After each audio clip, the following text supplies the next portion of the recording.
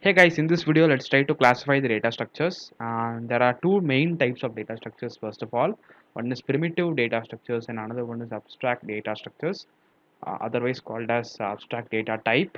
Okay, I'll explain this word abstract. Please hold on.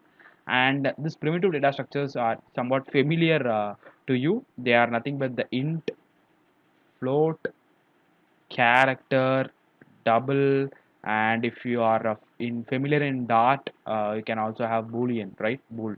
So these are the famous primitive data types, okay, and you know the meaning of them, right? So you know what is integer, floating point variable, character, a double, which is similar to floating point, and bool, which can have only two values, true and false, right? What do you mean by abstract? So it is the very important data structure, a type of structure that we are going to discuss in this course, okay? Because you know the operations of int, float, char, and all, okay? You know integer can perform addition, subtraction, multiplication, and division. You know that, right? Abstract. So abstract data structure. Abstract means something which is apparent and it is not deep. Uh, a good example may be an ATM machine. It is abstract, right? Because you know how to use that machine, but you don't know what is inside that machine, what is exactly happening inside the machine. The automated teller machine will give you money, will fetch you money, but you might not be able to see what is exactly happening inside that ATM machine when you try to fetch your money, right? That is an example for abstraction.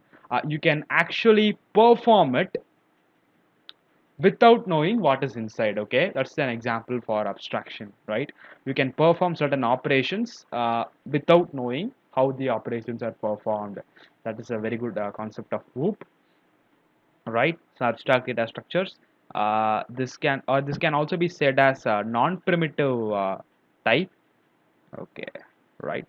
And this is again classified as linear, non-linear, okay. The word linear means it is stored sequentially, okay? Stored sequentially. I mean, the data is stored sequentially. Whereas non-linear means, of course, it is not stored sequentially. It is stored in a random order. The data, right? And linear can also be classified into two again. One is static. Another one is dynamic. There is no classification for non-linear, right? Okay. So static again, I refer to array. Okay, arrays are static data structures, right? And they are also linear. Dynamic again, three types are there. Linked lists, which is very important, and we're going to discuss about that in this course. Queue, which is very similar to your data structure. Stack, okay, which is an interesting stuff.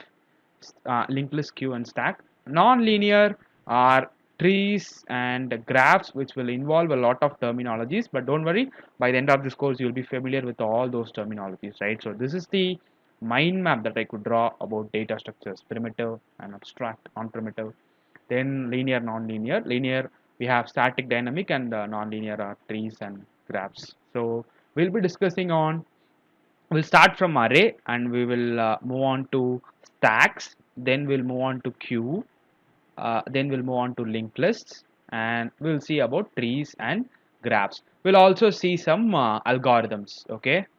Some basic algorithms to access those elements in this particular data structures. Okay, so that's the overview of this particular course. Thanks a lot, guys.